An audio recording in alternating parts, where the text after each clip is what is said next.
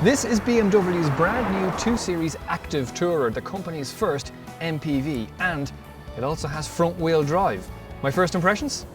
Why didn't they always have something like this? The interior of the 2 Series Active Tourer is going to be far less divisive than the outside, because while it will definitely divide opinion on its looks, inside there is really no disputing just how well put together this car is. It's quite surprising to be in a BMW that isn't a 4-wheel drive and sit this tall in it. It's actually quite refreshing, it's quite nice, and the interior is just a beautiful place to be. I mean, everything about it just oozes class. It's very typical BMW, but there's something new about it. It doesn't look like any other BMW.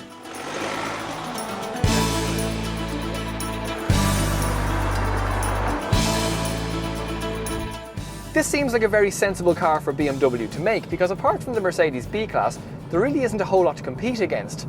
Sure, there are other MPVs, but in the very same way as a Mondeo doesn't compete against a 3 Series, a Ford C-Max or an S-Max or anything else in that class doesn't really compete with a 2 Series Active Tourer.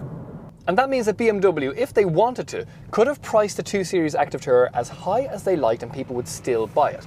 But instead of exploiting a captive audience, I think they've been very reasonable and fair with the prices of the 2 Series Active Tourer.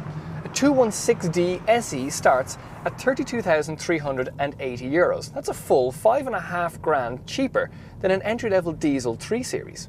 However, I'm driving the very lush 218 diesel Sport model that costs €36,230, and then I've also got £6,000 worth of extras on it. I have €2,000 worth of a transmission, but that ZF gearbox with 8 forward speeds is a creamy gearbox. It is beautiful. It just changes gear exactly when you want it to do, and it's effortless to drive in and around town.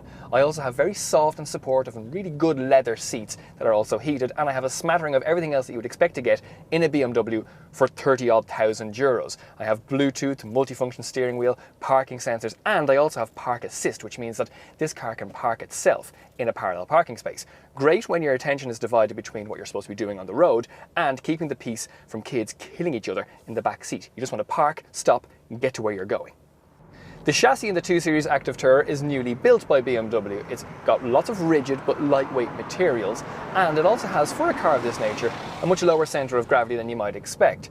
It's a great trick making a car that doesn't really look aesthetically sporty feel quite sporty to drive. This car is no slouch in and around the bends, and if there is such a thing as a driver's MPV, this is it. Going back to my first impressions of the 2 Series Active Tourer, where I was surprised that they didn't make something like this before, I really haven't changed my mind about that. BMW have pulled it off. As a first stab at a front-wheel drive MPV, this is a very well accomplished car. It feels like a 5th or 6th generation. It feels like they've had mistakes that have come before this and they've learned from them and then created this one that is pretty faultless.